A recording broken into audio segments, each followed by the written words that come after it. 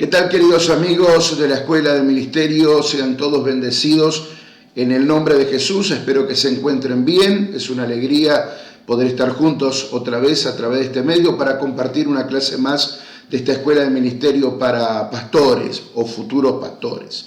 En la clase anterior comenzamos a ver el trabajo, ¿no? La función pastoral y los pormenores que tienen que ver justamente con el desarrollo de la tarea pastoral, pasando al campo de lo práctico, ¿no? Estuvimos hablando acerca del crecimiento numérico, el crecimiento espiritual, el crecimiento del pastor también como la figura central para el crecimiento justamente de la iglesia. Hoy quiero hablar de otros aspectos que tienen que ver justamente con la tarea que debe desarrollar el pastor, porque como bien decíamos en la clase anterior, ser pastor es mucho más que subirse al altar, es mucho más que pararse detrás de un púlpito o compartir un mensaje, hacer una oración o una visita, ¿verdad? La iglesia, la obra de Dios en este tiempo exige que el pastor maneje un sinfín de circunstancias que rodean el trabajo pastoral. Tiene que ser consejero, tiene que ser predicador, tiene que ser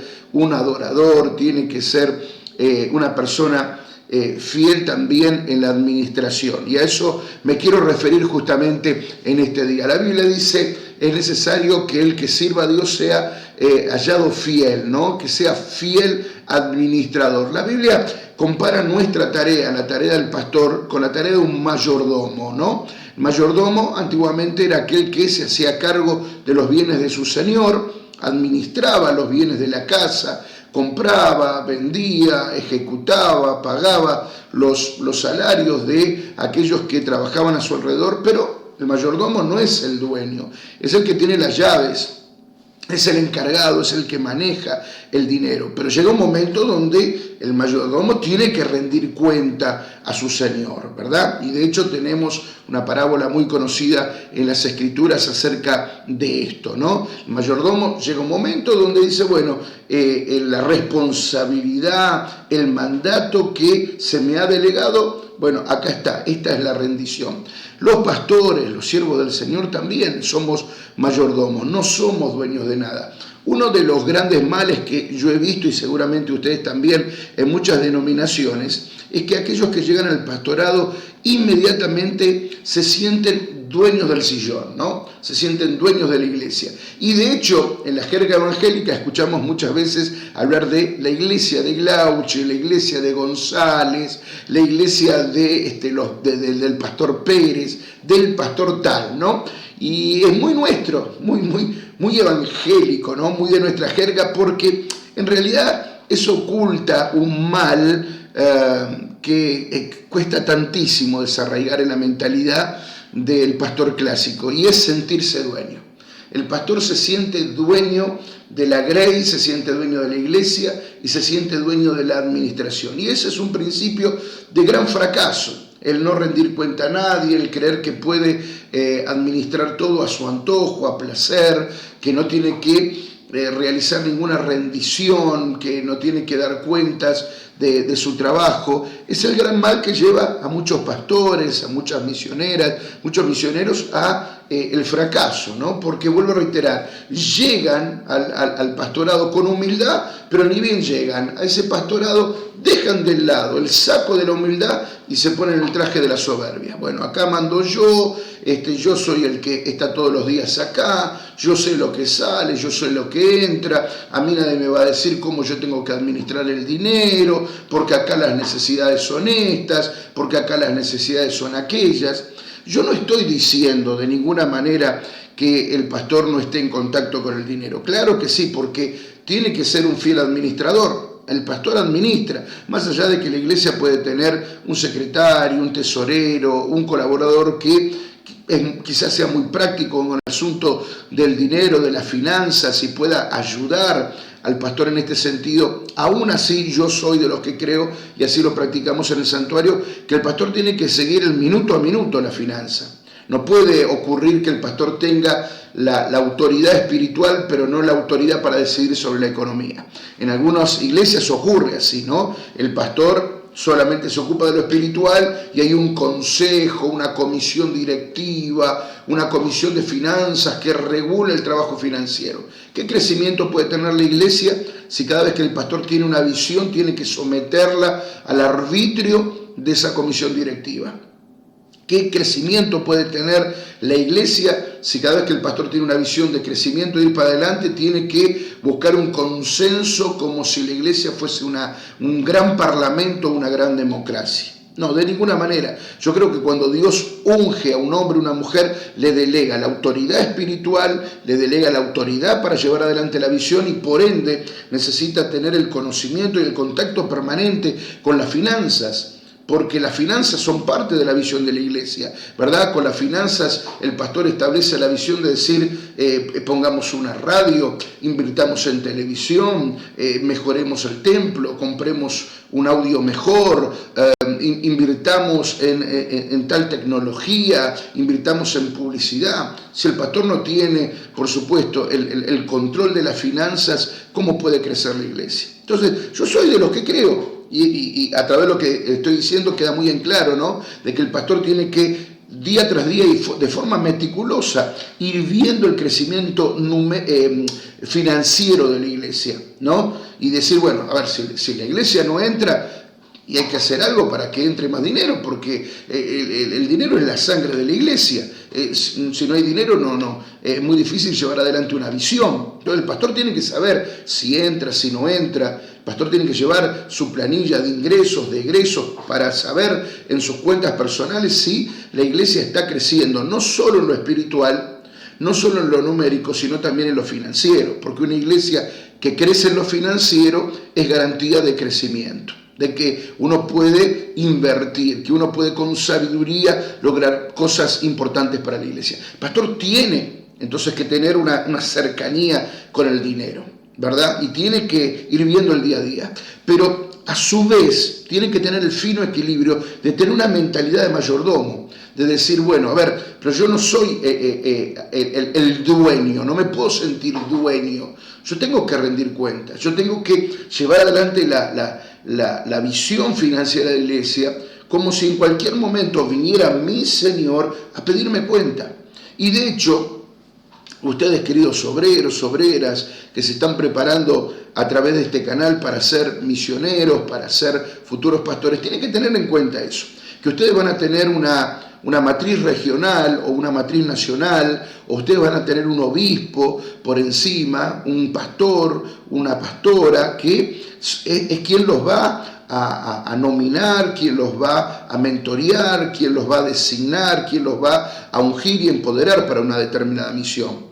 Es decir, ese pastor, esa pastora, ese obispo, esa sede regional, ¿verdad?, va a tener un poder de contralor sobre esa iglesia.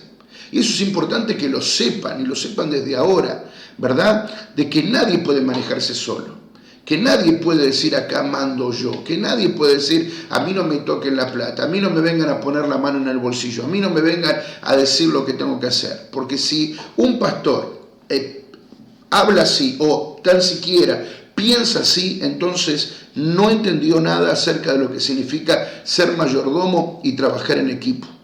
Cuando el santuario de la fe establece una nueva iglesia, no le está dando autonomía a esa iglesia, no le está dando autonomía a ese pastor para decir, bueno, en mi iglesia yo hago lo que quiero.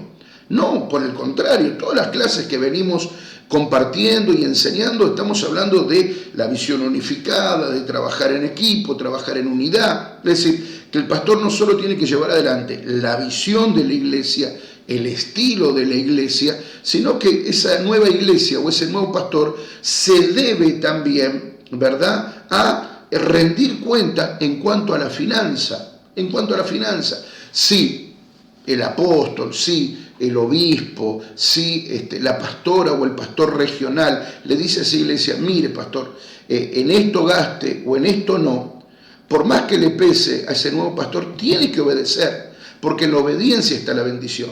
Cuando uno dice, bueno, no, vamos a administrarnos así, porque de esta manera va a haber un mejor provecho.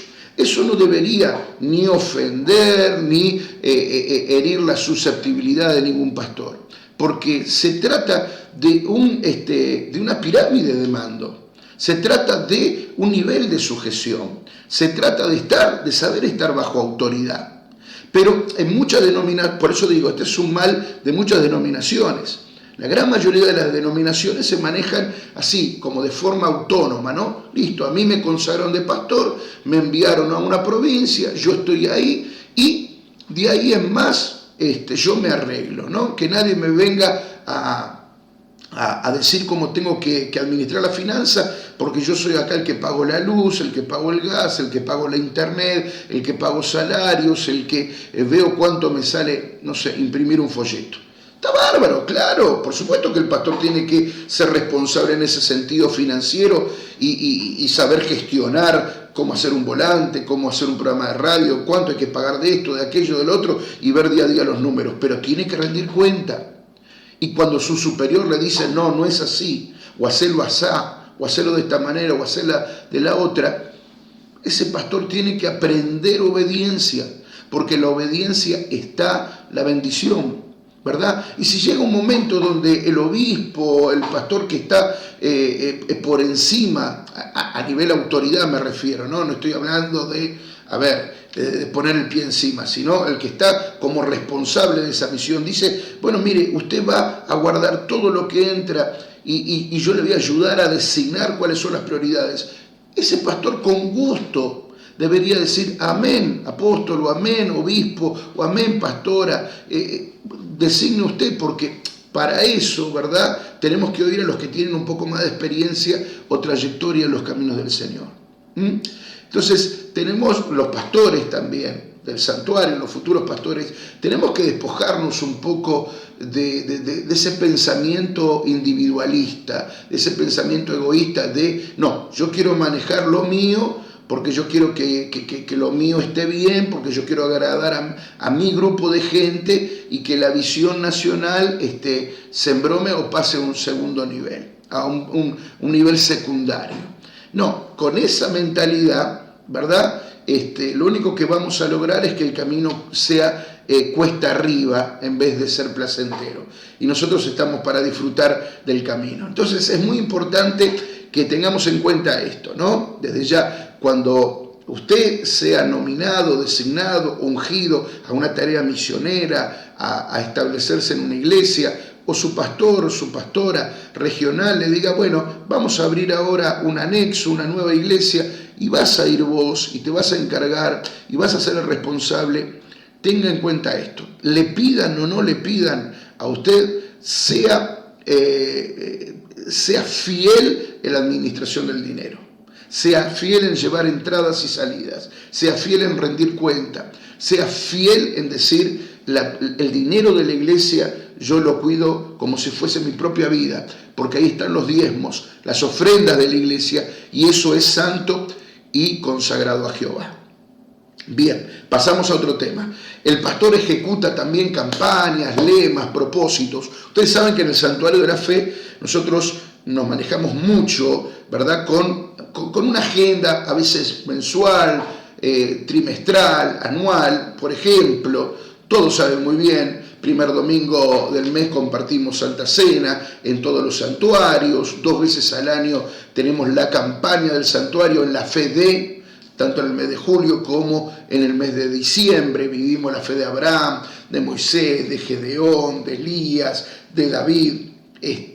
Amén de eso, llevamos adelante en el año cadenas de oración, propósitos, y todo esto tiene que ver con, en primer lugar, con una estrategia de evangelización, con una manera de echar la red. Para algunos puede ser un tanto agresiva esta manera, agresiva en el sentido espiritual, ¿no?, de echar la red. Nosotros creemos que si nosotros no podemos estar siempre pescando entre evangélicos, ¿no?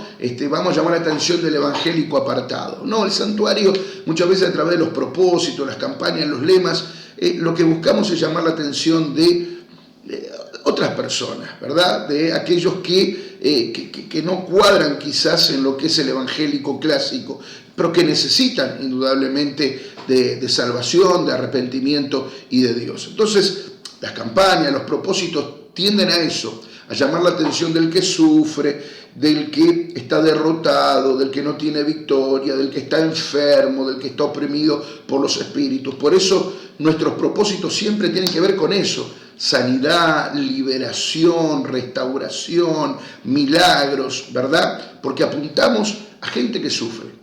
Entonces estamos apuntando bien porque no estamos pescando en pecera ajena, ¿verdad? Estamos apuntando al que sufre, al que no tiene a Dios, al que tiene religión pero no tiene a Dios y por causa de eso está derrotado. Entonces es por eso que nosotros hacemos las campañas. Entonces cuando cada mes se establece una nueva agenda, el pastor, el misionero, aquel que está unido a nuestro trabajo, ¿verdad?, que ha sido designado a un determinado lugar, tiene que estar pendiente de eso y tiene que ejecutar las mismas campañas, los mismos propósitos, los mismos lemas, ¿verdad? Lamentablemente hay quienes por ahí viven como desenganchados, ¿no? Vuelvo a reiterar, y eso tiene que ver con una mentalidad absolutamente egocéntrica, individualista, y aquel que no tiene respeto por su superior, que no obedece, que no cumple las consignas, está destinado al fracaso. Está destinado al fracaso, porque el que se queda solo en el desierto, la arena se lo va a tragar y va a hacer que tarde o temprano desaparezca del mapa. Nuestra garantía de victoria es estar en la fe, es estar en la unidad, es estar en la visión, es estar en la obediencia, ¿verdad? Y ejecutar con fe, ejecutar sin temor, porque muchas veces no es el pueblo el que acepta o no acepta, a veces es el temor del pastor. Es el temor del pastor, ¿verdad? Que hay pastores por ahí que dicen, o obreros por ahí que ya vienen de una formación un poco más conservadora, más religiosa, que dicen, bueno, no, pero acá la gente es distinta, no, que acá en este pueblo, que acá la gente pregunta. Mire, la gente es igual en todos lados. La gente es igual en todos lados, en cualquier provincia, ¿verdad? En país que usted vaya. Lo que se transmite con seguridad y con fe va a funcionar. Lo que usted no transmite con seguridad y con fe no va a funcionar, ¿verdad? Si usted va, por ejemplo, nosotros ahora estamos haciendo la campaña del Santuario de la Fe de Gedeón. Si nosotros queremos camuflar la campaña, ¿verdad? No, bueno, mire usted lo que tiene que hacer, solamente congregue y vea, retenga lo bueno, deseche lo malo. ¿Qué le estamos diciendo a la gente? ¿Qué le estamos diciendo a la gente? Que le estamos transmitiendo nuestra propia inseguridad. Usted tiene que decir, no, usted tiene que vivir la fe de Gedeón. Usted tiene que hacer lo que Gedeón hizo para indignarse, luchar y conquistar y vencer. Usted tiene que hacer como Gedeón, sacrifique, aunque la familia se ponga en contra, la gente se ponga en contra, sacrifique para Dios, entregue todo a Dios en el altar. Esa es la victoria. Cuando un pastor, cuando un misionero, cuando aquel que es llamado por Dios ejecuta las campañas, los propósitos con fe, le puedo asegurar, ¿verdad?, que eso va a aprender, de que la gente va a vivir la verdadera fe. Ahora, no se puede agradar a todos, siempre va a haber díscolos, siempre va a haber personas complicadas, siempre va a haber el que tuvo una mala experiencia en otro lado, siempre va a aparecer el que dice, no, que esto es muy parecido a la iglesia tal, es muy parecido a lo brasilero, siempre va a haber gente que va a criticar el diezmo, la ofrenda. Usted no puede hacer un culto para los que creen en la ofrenda, otro culto después para el que no cree, una campaña bien agresiva, bien de fe, de victoria, para el que tiene fe, y después poner un día en la semana, bueno, para los tibios, los religiosos, los asambleanos, los que vienen de otra denominación. No, o lo hace, ¿verdad?, con toda la fe, con todo el coraje, o no lo haga, porque lo que no proviene de fe es pecado. Ahora, pastor del santuario tiene que tener la fe, tiene que tener la certeza de que Dios está en el asunto, ¿verdad? Yo cuando predico con certeza, con fe.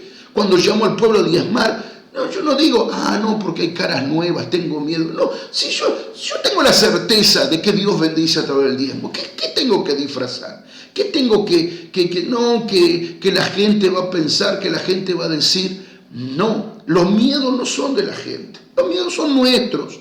Y muchas veces no proyectamos nuestros miedos en la gente, ¿verdad? Y acontece que después no funciona. Y caemos en la profecía autocumplida. Vio apóstol, no, es que acá en este pueblito así no funciona porque la gente es pobre. Yo a veces escucho, ¿no? No digo ningún caso de los nuestros, pero uno ha hablado con tantas personas, con tantos pastores del interior, y he escuchado gente que dice, no, nosotros acá, por ejemplo, no hacemos énfasis en el diezmo porque la gente es pobre. Y la gente va a seguir siendo pobre si usted no enseña lo que tiene que enseñar. ¿Se entiende lo que digo? Si usted va en vez de ir con fe, usted va con conmiseración, con lástima. Yo no conozco a nadie que haya superado su vida con lástima. La lástima no sirve. Mire, está perfecto que el santuario haga obra de caridad. Yo no estoy contra eso. De hecho, en todas las iglesias nosotros tenemos un ministerio de la piedad, se ayuda, se hace campaña solidaria, se regala, se entrega. Pero yo no conozco gente que haya cambiado con la caridad. La lástima no transforma a nadie, la fe sí. Y nosotros los pastores lo que tenemos que enseñar es fe, transmitir fe. Dejémosle el ministerio de la piedad para las hermanas. Bueno, ahí están las diaconisas, ahí están las obreras, llevan adelante el ministerio de la piedad. Nosotros los pastores, ¿qué transmitimos? Fe, palabra y fe, porque la fe cambia. La lástima es, usted hoy le dio un bolsón de mercadería a alguien, mañana no tiene. Porque vamos a ser sinceros, ¿le cambiamos la vida a alguien cuando le damos? No le cambiamos, tocamos la vida, no la cambiamos, tocamos la vida. ¿Hay que hacerlo? Sí que hay que hacerlo. Porque Jesús nos enseñó a estar al lado de los pobres, por cuanto le diste un vaso de agua fría a estos pequeñitos, a mí me lo diste. Claro que hay que hacer obra de caridad, porque son los frutos de la fe, el fruto del amor que está en nosotros.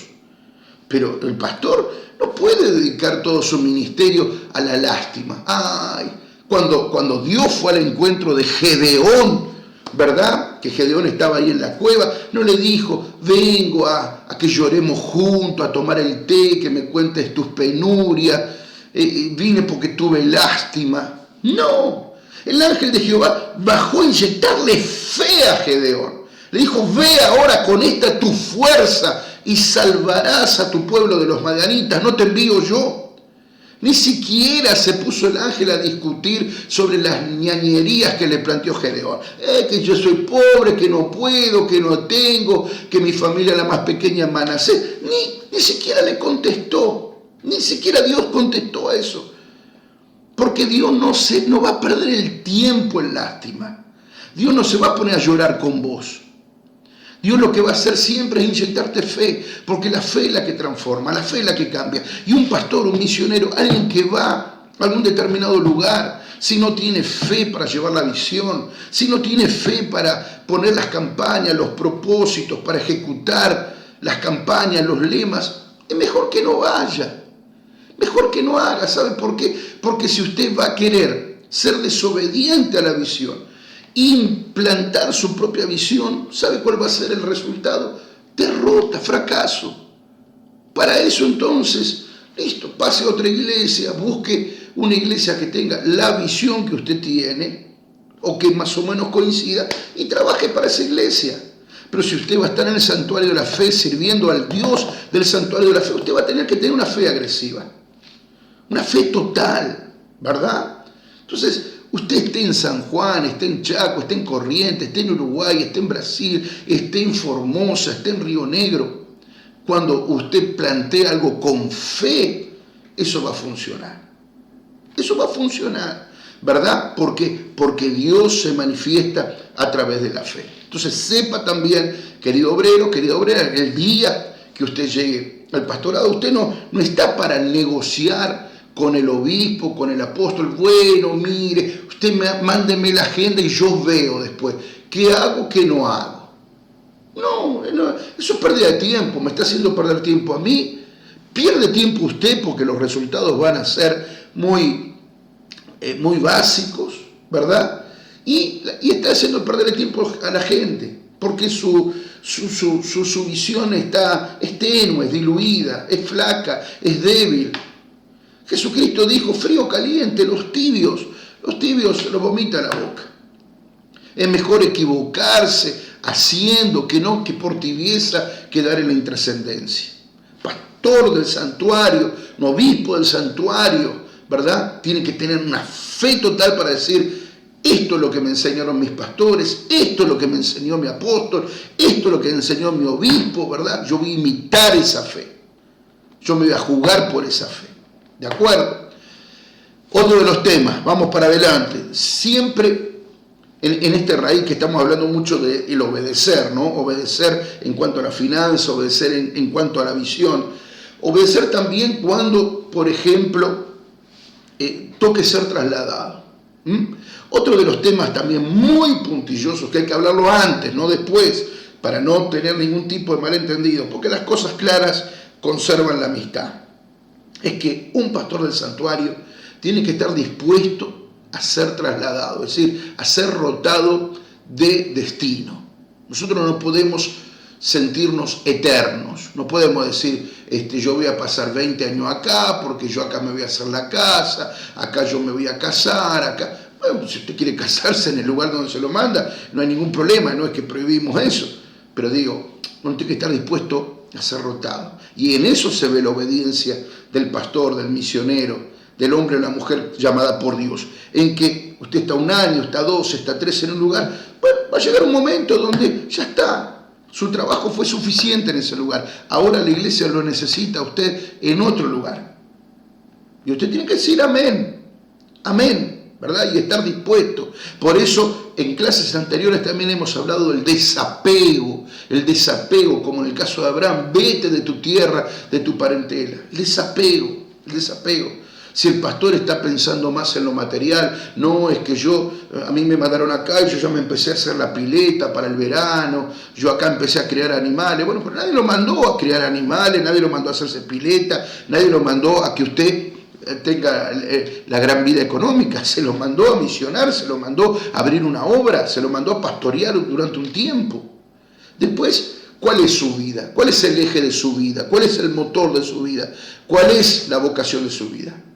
¿Ser pastor o acomodarse y acomodar a su familia económicamente? Usted tiene que decidir, porque muchas veces las dos cosas no son compatibles. Jesús lo dijo, no se puede servir a 2 señores.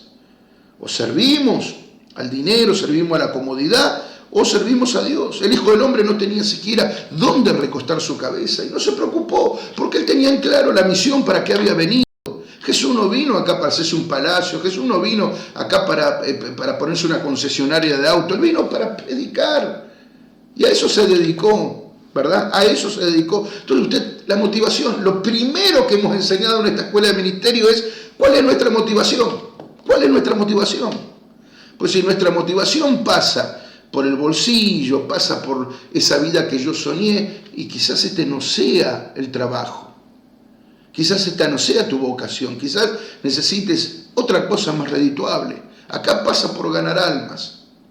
Después yo no digo que el pastor tenga que vivir derrotado, pobre, miserable, que no le alcance ni siquiera para la cena de la noche. No, obviamente el pastor tiene que vivir bien, tiene que ser un ejemplo de prosperidad en la iglesia, en la comunidad, ¿verdad? Que la gente diga, qué hombre bendecido, qué mujer bendecida, qué bien que se viste, qué elegante, qué bien sus hijos, qué buena educación.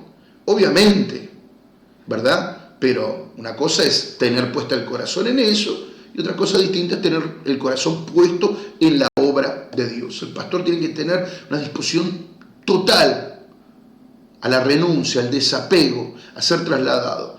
Con esto no quiero decir que quizás un pastor pueda estar 10 años en un lugar, 5 años en un lugar, 1 año, depende de la circunstancia.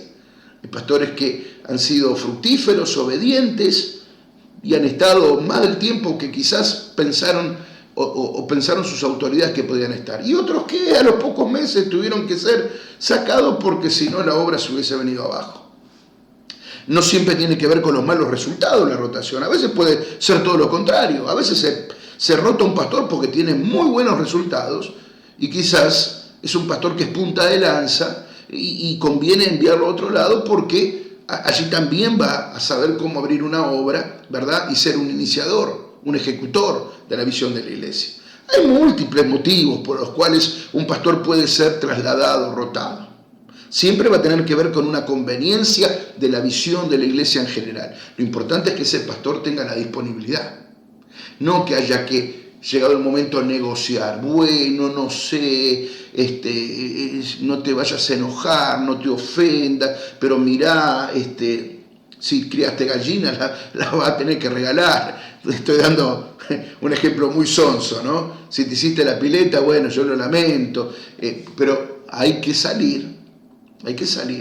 Pero hay pastores que ni le nombre usted eso. O sea, no, porque yo ya soy el dueño de la finanza, del lugar, de la iglesia, de todo, a mí nadie me toca. Entonces, esa persona no está en la visión del santuario.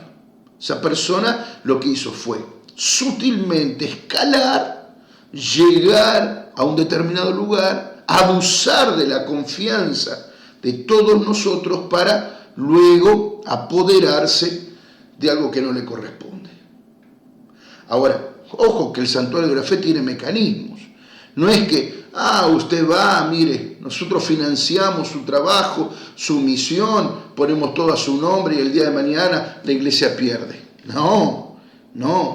La iglesia también tiene sus mecanismos administrativos, ¿verdad? Que muchas veces seamos por ahí prudentes, que por ahí demos tiempo, que fomentemos el diálogo, no significa que la iglesia no tenga sus mecanismos legales para decir a un pastor que está fuera de la visión, hasta acá. Entonces, eso es muy importante tenerlo en cuenta ya desde ahora, ¿verdad? No sé cuánto tiempo llevo, la verdad que hoy no miré cuándo comenzó el video, pero quiero aprovechar a poner un tema más dentro de esto que estamos hablando, y tiene que ver con la reserva del pastor. El pastor la pastora, el hombre, la mujer de Dios, siempre, donde vaya tiene que ser una persona reservada.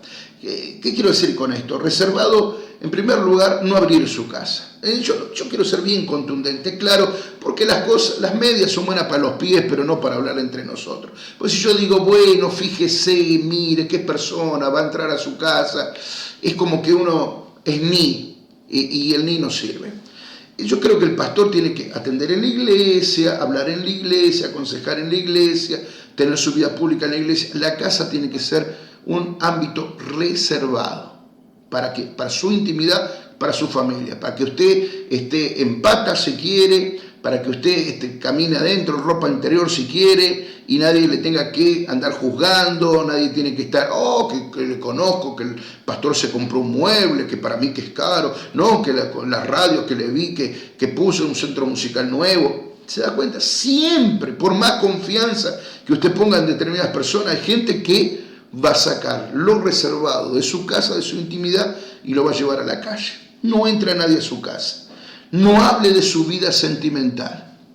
El siervo de Dios, la sierva de Dios tiene que ser reservado. No tiene que hablar de su vida sentimental. Que me gusta me gusta aquel, que con mi marido, que el otro día tuvimos una peleita, que no nos llevamos bien, que hace un mes que no tenemos relaciones. El pastor, la pastora no puede hablar de su vida sentimental con nadie, a menos que no sea un superior, alguien de extrema confianza. No hable de su vida sentimental, no hable de aspectos económicos. ¿Cuántos hay? Lamentablemente, no digo en el santuario de la fe, pero cuántas personas hay que hacen catarsis con cualquiera, con el miembro más pequeño de la iglesia. Ay, no, que a mí no me alcanza, que con lo que me da el obispo a mí no me alcanza, que la ayuda que tenemos los pastores es muy poca, que el otro día fui a comprar. Usted no puede andar llorando delante del pueblo. Porque ¿qué va a pensar esa persona?